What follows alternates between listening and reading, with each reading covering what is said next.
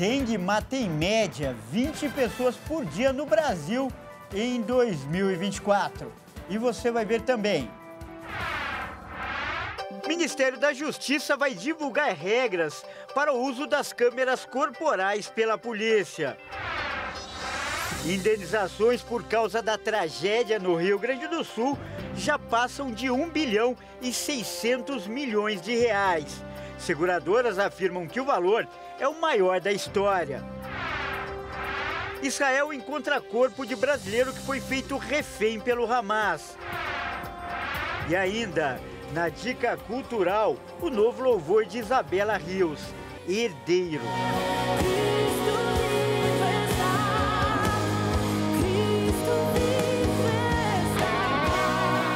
Tudo isso você confere a partir de agora no Jornal das 18h30.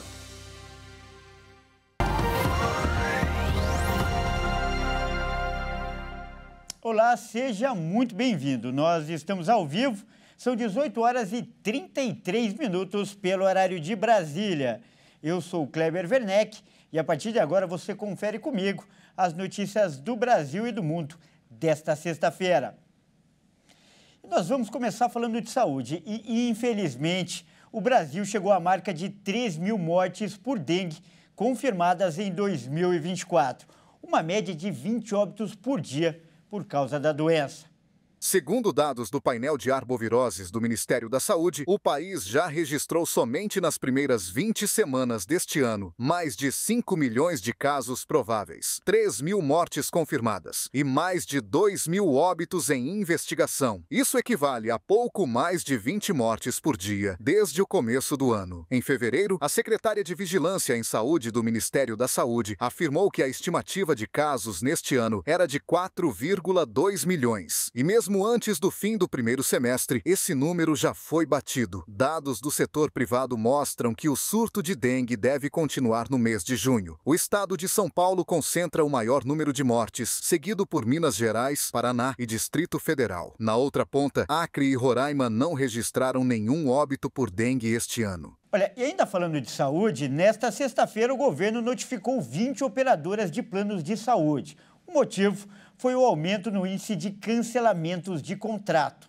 A Secretaria Nacional do Consumidor, vinculada ao Ministério da Justiça, notificou nesta sexta-feira 20 operadoras de planos de saúde após verificarem um aumento de rupturas unilaterais de contratos. Entre os 20 notificados estão alguns conhecidos como Unimed Nacional, Bradesco Saúde, Amil, Notre Dame Intermédica e Prevent Senior. Na notificação, a Secretaria dá um prazo de 10 dias para as operadoras informarem dados e os procedimentos tomados quanto aos cancelamentos. A Senacom ainda cita situações de vulnerabilidade dos consumidores, que são informados em pouco tempo sobre o cancelamento, o que os impede de procurar alternativas, principalmente pacientes que ainda estão em tratamento, seja para câncer, autismo ou qualquer outro caso que necessite de assistência contínua ou a longo prazo. E o Ministério da Justiça vai divulgar na próxima semana novas regras para o uso das câmeras corporais pela polícia em todo o país. O Ministério da Justiça avalia que existem evidências de que as câmeras corporais reduzem o uso excessivo da força e as reclamações sobre a conduta dos policiais. O Ministério vai anunciar na próxima terça-feira as diretrizes sobre o uso do equipamento. Além disso, um programa de atendimento psicológico para os agentes de segurança também entrará em vigor. Os estados que seguirem as novas regras terão vantagem para receber verbas para recursos do Fundo Nacional de Segurança Pública e Penitenciário. Recentemente, um edital para a contratação das câmeras foi lançado e prevê que os policiais possam escolher entre gravar ou não uma ocorrência, mas ainda não foi definido. No momento, todos os equipamentos gravam durante todo o expediente dos policiais. Os profissionais têm autonomia apenas para escolher se a gravação terá som ou não e melhorar a qualidade de imagem. E agora a gente fala sobre o Rio Grande do Sul. As indenizações feitas por seguradoras aos gaúchos impactados pelas chuvas já somam 1 bilhão e 600 milhões de reais até o momento. E segundo a Confederação Nacional das Seguradoras, a estimativa é de que esse valor aumente ainda mais nas próximas semanas. Até o momento, o maior impacto diz respeito a seguro de automóvel, que já somam 8.216 indenizações avisadas, totalizando 557 milhões de reais. Na categoria de grandes riscos, somam 386 acionamentos com 507 milhões em indenizações. Já o maior número de ocorrências informadas é de seguros residenciais e habitacionais. São pouco mais de 11.300 registrados com um custo de 239 milhões de reais. Mas, de acordo com a Confederação Nacional das Seguradoras, apesar dos altos valores, as seguradoras estão com recursos em caixa.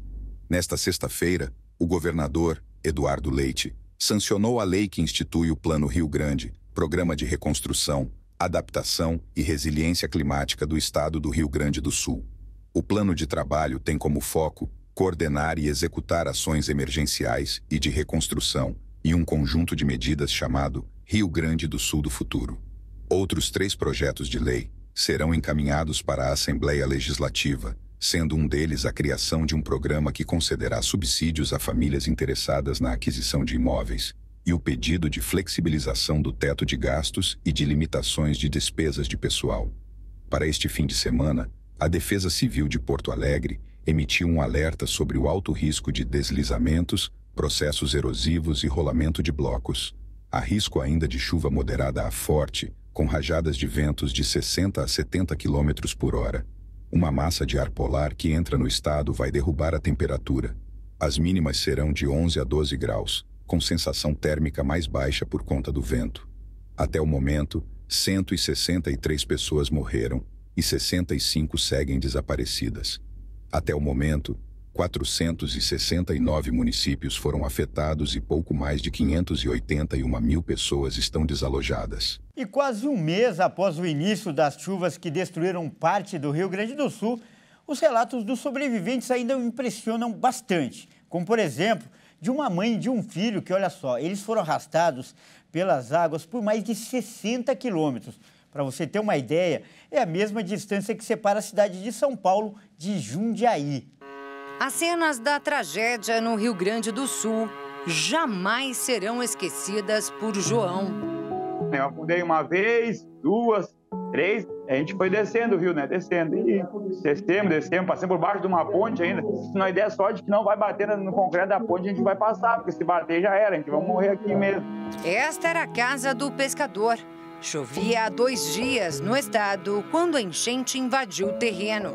No segundo andar do sobrado já alagado, a família de João chamou o resgate. Eu morava a minha mãe com 55 anos, meu pai idoso com 66 e eu acamado sem poder caminhar, né? O pescador perdeu o movimento das pernas porque tinha acabado de passar por uma cirurgia na coluna. Foi o seu Valson que colocou o filho no ombro e o jogou ao telhado, quando percebeu que a força da água só ia aumentar. Só que nós só tinha 2 coletes salva-vida, né? E aí, como eu pensei neles, eu deixei ele botar um e a mãe o outro, né? E eu fiquei sem colete ainda. Em menos de 10 segundos, tava tudo no meio do rio já, casa, telhado, tudo, né? E nisso a mãe se agarrou nas madeiras do telhado e eu me agarrei na mãe, né? Eu ia agarrado assim na mãe, né? E assim a gente foi indo. E o pai tentando vir atrás, mas não alcançava nós, mas nós ia indo na frente, entendeu? Mãe e filho foram arrastados por 60 quilômetros do município de Cruzeiro do Sul, onde moravam, até a cidade de Taquari. Eu disse, meu filho, se é para nós morrer, a gente vai morrer junto, mas a mãe vai lutar até o último. Elvira e o filho lutaram com bravura e em nenhum momento perderam a fé. Sei que Deus quer que a gente esteja aqui, né? Quando a força da correnteza diminuiu, a família conseguiu se arrastar até essa área mais rasa, onde vários destroços, lixo e galhos ficaram acumulados ainda no meio do rio Taquari. Foi embaixo desse entulho que a mãe conseguiu encontrar ali algumas unidades de laranja, nozes e até um galão de 5 litros de água. Apesar de toda a agonia, eles afirmam que Deus cuidou de cada detalhe. Só me veio aquele versículo que quando Deus permitiu que o inimigo tocasse na vida de Jó, que Deus falou, posso ter te castigado severamente, mas não vou te entregar à morte, né? Foi só que eu pensei isso aí, né? Então, foi o versículo que veio na minha cabeça e Deus fez a obra naquele momento, né? Foram 5 dias naquela situação. Já não havia mais água, nem comida, nem forças. E para piorar, os pontos da cirurgia de João começaram a infeccionar. Fiz uma oração assim, pedi para Deus ajudar a tirar ele dali, porque eu vi que os curativos dele estavam ficando tudo ruim, estava ficando a situação feia mesmo. Até que a resposta chegou. Meu Deus, eu falei que ia aparecer uns anjos de nós, desde que nós... Bom, olha a distância que esses coitados vieram de Santarém, Cruzeiro do Sul, eles são. O socorro veio pelas mãos de voluntários do grupo de náutica daquela cidade. Foi Rogério quem encontrou a família. Foi onde a gente escutou os gritos deles pedindo por socorro, né? Aí fomos procurar até eles, onde é que eles estavam. Não, mas agora vocês estão salvos, Deus me salvou para me salvar outras vidas, né? Eu tive há um ano e meio atrás aí, muito ruim de saúde também, né? E aí Deus me salvou para me salvar outras vidas aí. Depois de resgatado, João tratou a infecção no hospital e se recupera bem. Elvira contraiu leptospirose e segue hospitalizada em recuperação. O corpo do seu Valson foi encontrado alguns dias depois do desaparecimento. Assim, os parentes puderam se despedir. No local onde estava a casa da família, agora há só o vazio, que remete à perda dos bens, das histórias, das memórias. Mas o saldo disso tudo ainda é a gratidão. Abro os olhos todos os dias e só agradeço. Né? As pessoas às vezes dizem uma chance. Eu digo que Deus cuidou da gente mesmo, né? Estou esperando dar uma melhorada a mais, eu quero ir numa igreja para glorificar o nome de Deus, né? Porque a glória é dele, né?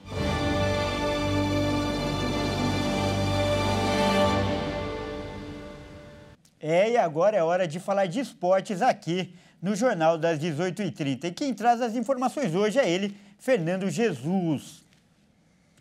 E, Fernando, a gente viu aí essa bela história na reportagem da Maria Clara Leite e o assunto aqui continua sendo as enchentes no Rio Grande do Sul. A solidariedade também vai entrar em campo neste domingo. Não é, Fernando? Boa noite. Boa noite, Kleber, e a todos os nossos telespectadores. É isso mesmo, um jogo beneficente vai acontecer no domingo, às 4 horas da tarde. O objetivo é arrecadar dinheiro para ajudar as pessoas no Rio Grande do Sul. O evento contará com a participação de celebridades e alguns craques do passado. Vamos conferir. O valor de bilheteria será arrecadado junto ao fundo dos patrocinadores do evento para ajudar e incentivar doações ao Rio Grande do Sul, que tem sofrido com as enchentes. O evento vai acontecer no Maracanã às 16 horas no domingo.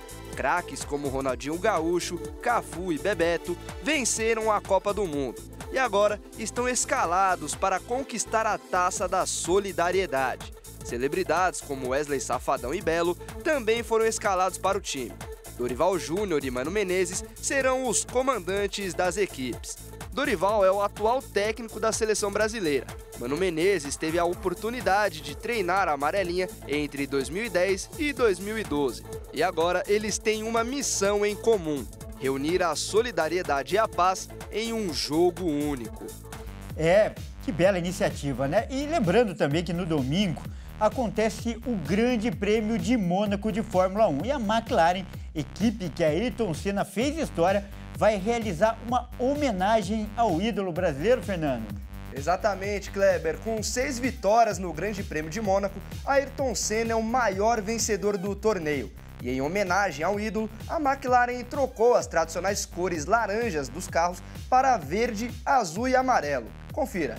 O Grande Prêmio de Mônaco, como 8ª etapa da Fórmula 1 deste ano, terá uma homenagem da equipe da McLaren para Ayrton Senna, considerado o maior vencedor do circuito, com 6 vitórias entre 1987 e 1993. No torneio, a equipe britânica irá substituir o tradicional laranja pelas cores da bandeira brasileira, com tons verdes, azuis e amarelos. O GP de Mônaco também poderá render a Verstappen uma linha na história do esporte, já que o piloto holandês igualou as 8 pole positions seguidas de Senna e, caso vença em Mônaco, ultrapassará o brasileiro. Vale destacar que Senna, com suas 6 vitórias, é ainda o maior vencedor de Mônaco, conhecido inclusive como o Rei de Mônaco. E um ídolo do tamanho de Ayrton Senna com certeza merece essa homenagem, Kleber. Eu fico por aqui e volto amanhã com o Boletim do Esporte. E na segunda-feira aqui no Jornal das 18h30. Grande abraço. Tá certo, Fernando. Grande abraço e um ótimo fim de semana para você. E veja a seguir. Israel encontra corpo de brasileiro que foi feito refém pelo Hamas. E ainda, da dica cultural, o novo louvor de Isabela Rios, Herdeiro. Tudo isso você confere daqui a pouco no Jornal das 18h30. Nós voltamos já.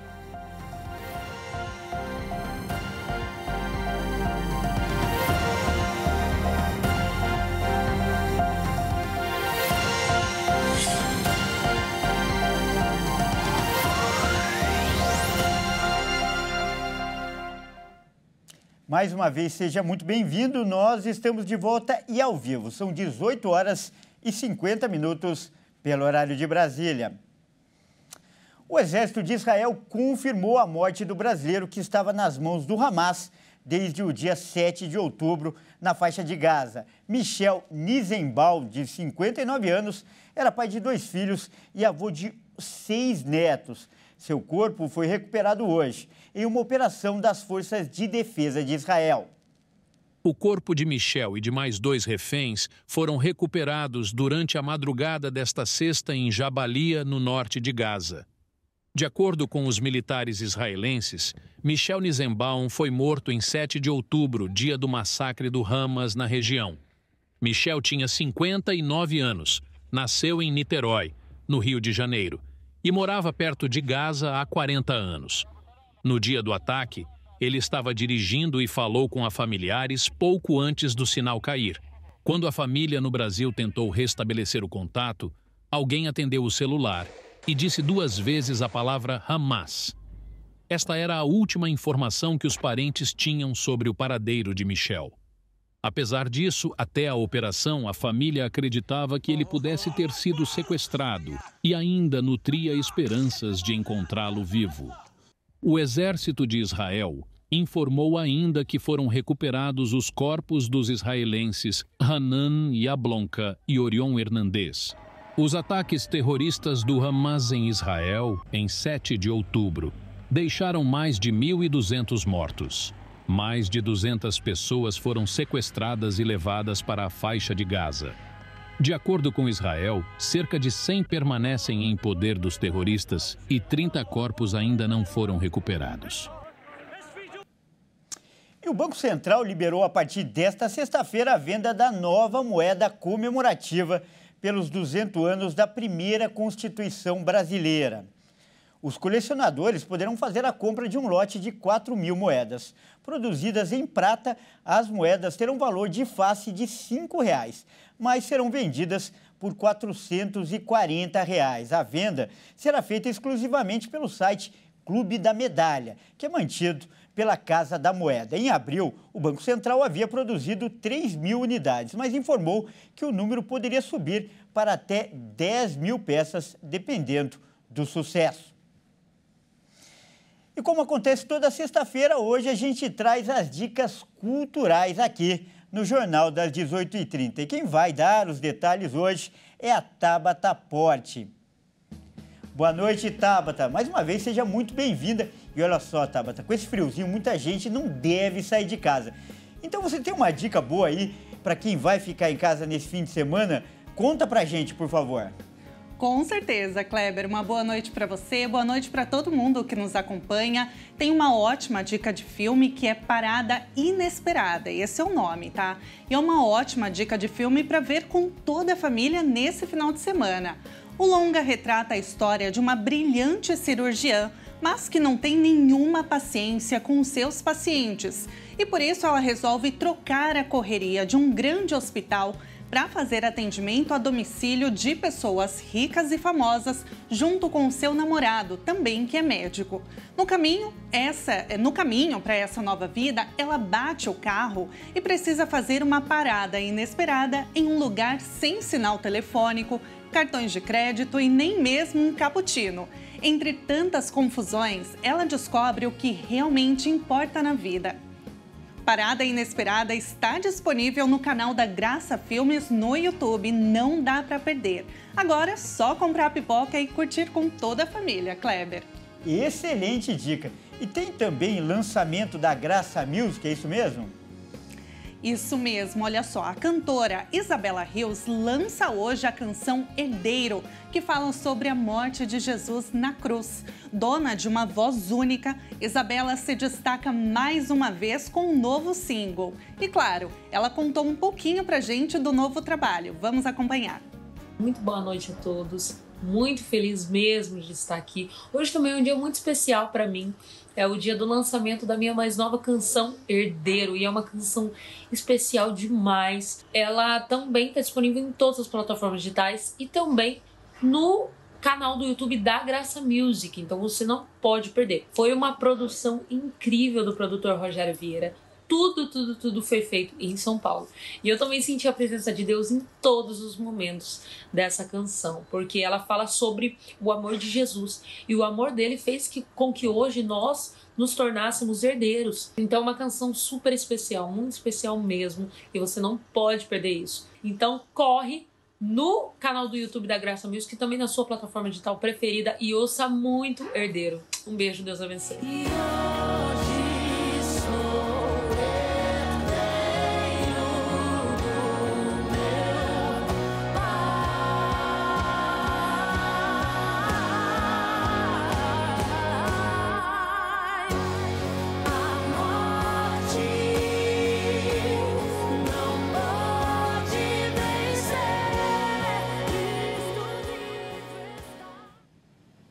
Olha, Tabata, excelente as dicas e, aliás, esse título aí serve para todo mundo. Afinal, todos nós somos herdeiros, não é mesmo? Com certeza, Kleber, é uma música linda e fica aí. Então, as dicas para esse final de semana ninguém pode perder, viu? O filme e a música também. Eu volto contigo, uma ótima noite para todo mundo. Muito obrigado e um bom fim de semana para você. Bom, é isso aí, o Jornal das 18h30 fica por aqui. Fique agora com o SOS da Fé. Ótima noite e até segunda.